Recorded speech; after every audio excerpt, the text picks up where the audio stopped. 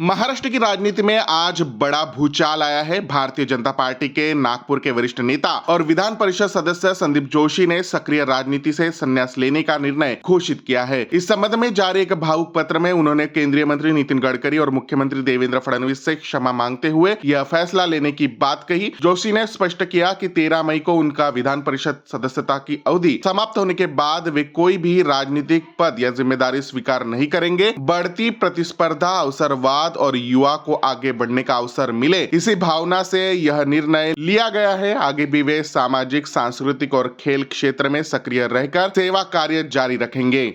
नाराजी आहे की काय? नाराजी मुळेच नाही आहे। 3-4 महिन्यापासून माझ्या डोक्यामध्ये विचार चालू होता की हे जे चालू आहे इकडलं तिकडल्या पार्टीतून इकडे हे जे सर्व चालू आहे हे कुठेतरी थांबलं पाहिजे आणि त्यामुळे आणि 55 वर्ष झालाच मी झालेलो आहे तर बा एका लिमिट नंतर प्रत्येकाने थांबलं पाहिजे कुठेतरी। मला सुनील गावस्कर यांचं वाक्य आठवतं की शिखरावर असतानाच थांबलं पाहिजे। तर आता मी आमदार बनलेलो आहे, मला पुढे काही बनायची इच्छा नाही आहे, तर आता कुठेतरी थांबलं पाहिजे। आणि माझे सामाजिक प्रकल्प आहे, मी क्रीडा क्षेत्रामध्ये आहे, त्याच्यामध्ये मी अजून ताकदीने उतरणार आहे। म्हणजे माझे 5-6 प्रोजेक्ट आहे, मी अजून 10-12 प्रोजेक्ट सुद्धा करणार आहे, त्याच्यामुळे तो काही विषय नाही।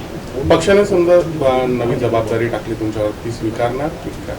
विनम्रतेने नकार देणार, माफ करा म्हणणार। तो म्हणून नाही, पण तुमच्या थ्रू देवेंद्रजी पर्यंत जायचो ना आम्ही। देवेंद्रजीकडे तसंही जाऊ। देवेंद्रजी मी असा हा, आहे, ते एका का? कॉईनचं 2 बाजू। देवेंद्रजी मुख्यमंत्री जरी राहिले तरी मी त्यांचा मित्र आयुष्यभर राहणार आहे। मी त्यांच्या पाठीशी आणि ते माझ्या पाठीशी। त्याच्यामुळे जे काय देवेंद्रजींकडे जायचं आहे तसंही जाऊ। आम्हाला माहिती आहे का चर्चा झाली? आम्हाला माहिती आहे का? नाही माहिती आहे ना। समाजकारण नेता आहे तुम्ही, राजकारणी नेता नाही आहे। आम्ही तुमच्यासाठी बिलकुल नाही। आमच्या समोर चर्चा झाली ना दादा? नाही झाली ना? नाही, बिलकुल नाही। आम्हाला ते मान्यच नाही। दादा तुम्ही कशी गोष्ट करता? तुम्ही चढ आहे, दक्षिण पश्चिमची चढ आहे ना, कुठे जाणार आम्ही? अरे आम्हाला ते जाऊ दे। आम्हाला काही, आम्ही का तिकीट नाही मिळवून नाराज ना। आम्हाला तुमची गरज आहे, समाजकारणाला गरज आहे, समाजाला तुमची गरज आहे। कशी गोष्ट करता तुम्ही? 10 आमदाराचा नेता आमचे, लक्षात घ्या तुम्ही।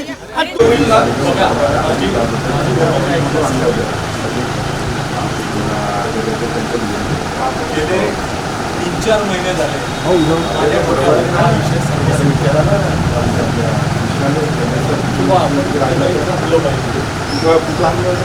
3-4 महिने झाले, पण महानगरपालिकेची निवडणूक समोर असताना संदीप जोशीला, ज्या कार्यकर्त्याला म्हणजे इथल्या अनेकांना माहीत नसेल मी युवा मोर्चाचा वॉर्डाचा नरेंद्रनगरचा अध्यक्ष होतो, पण धरमपेठ मंडळाचा अध्यक्ष झालो, पण शहराचा एकदा महामंत्री, दुसऱ्यांदा महामंत्री, मग शहराचा अध्यक्ष, मग दक्षिण पश्चिमचा 2008 अध्यक्ष झालो।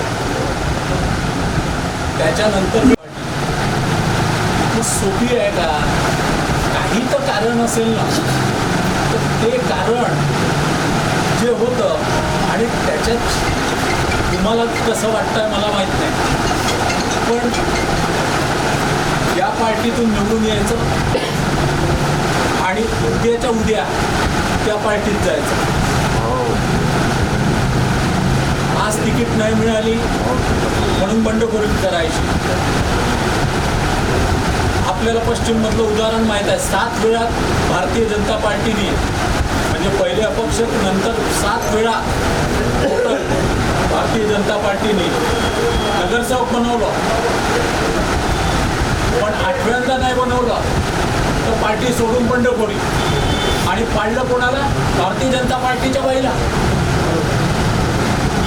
तर तुम्ही, आम्ही कुणी थांबायलाच तयार नाही। मी जे म्हटलं की 60-70 वर्षाचे, एक उदाहरण सांगतो, मला फार वाईट वाटतंय। आपण हरू नव्हतो शकत। वॉर्ड नंबर 17 मध्ये तिकिटा जशा डिक्लेअर झाल्या तसे एकत्र जमा झाले सारे जण। मला बोलावलं, मी तिथे पार्लमेंटरी बोर्डातून गेलो आणि तिथे जे आजोबा झालेले आहे ते लोक ढसळ ओढून राहिले। आजी झालेले आहे की आता मला 5 वर्षांनी तिकीट नाही मिळणार, आणि 35 वर्षाचा पोरगा म्हणते त्या 5 वर्षांनी आता पुढच्या काही गॅरंटी नाही. मग कोणाशी बोलायचं, तर मी माझी प्रत्येक गोष्ट देवेंद्रजींशी बोलतो. मी त्यांच्या सोबत एवढे वर्ष झाले, म्हणजे तुम्हाला सांगायला हरकत नाही की डिलिमिटेशन करत असताना सुद्धा त्यांच्यासोबत मी गल्ली गुल्ली मधून टोल नंबर पासून फिरत होतो. बोलणं झालं हे आम्हाला कुणाला माहित नाही आहे. आम्ही सर्व मंत्री साहेब आल्यावर भेटू, चर्चा करू. तोपर्यंत तुम्ही जो राजीनामा जे लेटर ऑब्जेक्ट केलेला आहे त्याला तुम्ही हाईट करा आणि आम्ही हे जे काही देवेंजीशी बोलले, देवेंजींनी पण बदलले केले, आपल्याला कोणालाच म्हटलेलं नाही. त्यांनाही तो धक्का आहे, त्यांनाही तो धक्का आहे. तुम्ही ते काही करू नका. सध्या देवेंद्र ने क्या बोला, उन्होंने बोला अपना विवेक से, अपना समझ के निर्णय लो. हमारे सबकी भावनाओं को देखते हुए हमारा आपको निवेदन है. आमच्या काही भावना आहे ना, निर्णय का हमको मान्य नहीं है. मी माझ्यावर प्रेम करताना हमारे भी ले लो, हमारे भी रेजिग्नेशन ले लो सबका. माझी इमेज तू आमच्यावर जी प्रेम आहे, करतो ना. त्या इमेजला काही लावणार, त्या इमेजला काही लावणार. इथे मीडिया समोर मी बोललेलो आहे, मी फेसबुकवर टाकलेलं आहे, गावभरात ते गेलेलं आहे, उद्याच्या पेपरमध्ये ते येणार आहे. आणि गांडू नेता म्हणून माझं प्रोजेक्शन कार्यकर्ते होते त्यांच्या ह्याच्याकरता हे कधीच येत नसतं. अभयजी, हे कधीच येत नसतं. जे चुकीचं असतं तेच येत असतं. त्याच्यामुळे माझी आपल्याला विनंती आहे, तुमचा राजीनामा चुकीचा आहे. तुमचा राजीनामा चुकीचा आहे. नाही लागू शकत, हा कामा होऊ शकतो. नाही होऊ शकत. ठीक आहे, तुमच्या मते माझा राजीनामा चुकीचा आहे. माझं असं म्हणणं आहे, देवेंजींशी बोलणं 25 तारखेला करा. त्यावेळेला जे होईल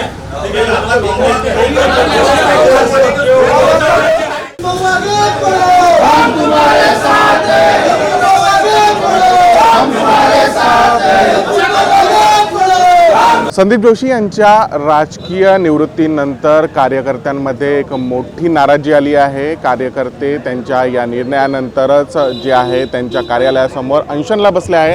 आपल्यासोबत संदीप जोशी यांचे कार्यकर्ते आहे, आपण त्यांच्याशी बोलूया. मला सांगा, तुम्ही अनशनवर बसले आहे, काय नेमकं कारण आहे या अनशनच्या मागे? अनशनवर बसण्याचं कारण म्हणजे आमच्या नेत्याने आमच्या ताकदीने, आमची ताकद, त्यांनी आपल्या राजकारणातून निवृत्ती घेण्याचा जो निर्णय घेतला, हा निर्णय आम्हाला मान्य नाही आहे. खऱ्या अर्थाने त्यांनी 55व्या वर्षी मी निर्णय घेतो म्हटले निवृत्तीचा, पण खऱ्या अर्थाने राजकारणामध्ये अगर राजकीय याच्यामध्ये 55 वर्ष हा काही मोठा वर्ष नाही, हा काम करण्याची सुरुवात असते. या देशाच्या प्रधानमंत्रीचं स्वप्न बघणारा राहुल गांधी जेव्हा 55व्या वर्षी आपल्या युवा समजतो, तर आमचा नेता युवा आहे आणि आम्ही युवा त्याच्यासोबत आहे. असंख्य कोरोनामध्ये ज्यांचे माय बाप वारले अशा अशा स्टुडंट, अशा विद्यार्थ्यांचं पालकत्व करणारा अनाथाचा नाथ आमचा संदीप भाऊ अगर राजकारणातून निवृत्ती घेत असेल तर आम्हाला नाही का मान्य नाही आहे. अगर जेव्हापर्यंत दादा आपला विषय मांडणार नाही, मान्य नाही करणार, ते माघार घेणार नाही, तेव्हापर्यंत आम्ही इथे अनशनवर बसणार आहे, हे तुमच्याला सांगू इच्छितो. त्यांनी म्हटलं कुठलीही नाराजी नाही, आम्ही निर्णय बदलणार नाही. तुमचं काय म्हणणं? त्यांनी म्हटलं नाराजगी नाही आहे, पण त्यांनी हरवेळेस ते त्यांच्याच मनाने करतात. आता आम्ही आमच्या मनाने करू. आम्ही दादाचा शब्द आजपर्यंत कधी पाळला नाही, पण आज आम्ही दादाचा शब्द पाळू. जेव्हापर्यंत त्यांनी आपला निर्णय वापस घेतला नाही तेव्हापर्यंत आम्ही अनशनवर बसू. हा आमचा ठाम कार्यकर्त्यांचा विचार आहे आणि आम्ही विचार करून इथे बसलेलो. त्यांनी म्हटलं की माझा एकदा जो निर्णय घेतला आहे तो मी बदलणार नाही, बदलू शकतही नाही. मात्र पक्षाने जबाबदारी दिली त्यालाही मी नाकारणार. तुमचं काय मत आहे? नाही, दादानी अगर म्हटलंय तरी पण मी वारंवार सांगतोय तुम्हाला, दादानी म्हटलं की त्यांनी निर्णय घेतलेला हा माघार घेणार नाही ते, पण आम्ही विचार केलेला आहे की त्यांना आम्ही माघार घेण्यासाठी प्रलंबित करून राहू. त्यासाठी आम्हाला जे करावं लागेल ते आम्ही करायला या ठिकाणी तयार आहे. त्यांनी आपल्या पत्रामध्ये एक खंत सुद्धा व्यक्त केली आहे. त्यांनी म्हटलं की 75 वर्षाच्या लोकांना सुद्धा तिकीट दिली जात आहे, नवे कार्यकर्ते आहेत त्यांना सुद्धा समोर यायला पाहिजे, मी माझं पद सोडत आहे असं त्यांचं म्हणणं आहे. तुम्हाला त्यांचं म्हणणं बरोबर आहे. मी वयाच्या 16व्या वर्षापासून भाजपात काम करत आहे. जेव्हा माझ्या ओटावरती मूछ नव्हती तेव्हापासून काम करत आहे. आज मी 30-31 वर्षाचा युवक आहे. या युवकाला तिकीट न देता 75व्या वर्षाच्या व्यक्तीला तिकीट देत आहे, हे त्यांचं म्हणणं बरोबर आहे. म्हणून त्यांनी म्हटलं की कुठे कुठेतरी मला हा निर्णय घ्यावा लागतोय आणि आजच्या युवकांसाठी करा लागतंय, पण हा निर्णय घेणं मान्य नाही आहे. याचं कारण आमच्या डोक्यावरची छत संदीप भाऊ आहे आणि आमची छतच चालली जाईल तर आम्ही या राजकारणात काय करावं? आमचा बोलणारा व्यक्ती नाही ना तिथे कोणी. देवेंद्रजी सोबत नितीनजी सोबत बोलणारा व्यक्ती कोण आहे आमचा? त्यांनी म्हटलं की राजकीय पद नसलं तरी मी सक्षम आहे आपलं काम करण्यासाठी. अरे हो, सगळं बरोबर आहे. राजकीय पक्ष पद नसल्यानंतरही सक्षम आहे, तिथे राहणार आहे. पण मला सांगा साहेब, तिथे पार्लमेंटरी बोर्ड असते, तिथे सगळं असते, तिथे बोलणारा व्यक्ती आमचा कोण आहे? आमचा कोणीच नाही ना. आज खऱ्या अर्थाने तुम्हाला सांगतो, मायबाप गेल्यानंतर लेकरू जसा अनाथ होतो ना, तसे आम्ही अनाथ झाले. अगर दादाने हा निर्णय घेतला असेल तर हे तुम्हाला या ठिकाणी सांगू इच्छितो. तुमचं काय मत आहे? तुम्ही सुद्धा ऐंशांवर बसले आहे, काय सांगा? दादानी हा निर्णय मागे घ्यावा. वरिष्ठ लोकांसोबत चर्चा करून आम्ही इथनं हटणार नाही आहे, जोपर्यंत मागे घेणार नाही तोपर्यंत. कार्यकर्त्यांची हीच भूमिका आहे की जोपर्यंत संदीप जोशी आपला निर्णय मागे घेत नाही तोपर्यंत ते अशाच प्रकारे आपलं आंदोलन इथे सुरू ठेवणार आहे. कॅमेरा पर्सन राजेशसह मी प्रकाश शुंकालवर, महाराष्ट्र D24 नागपूर.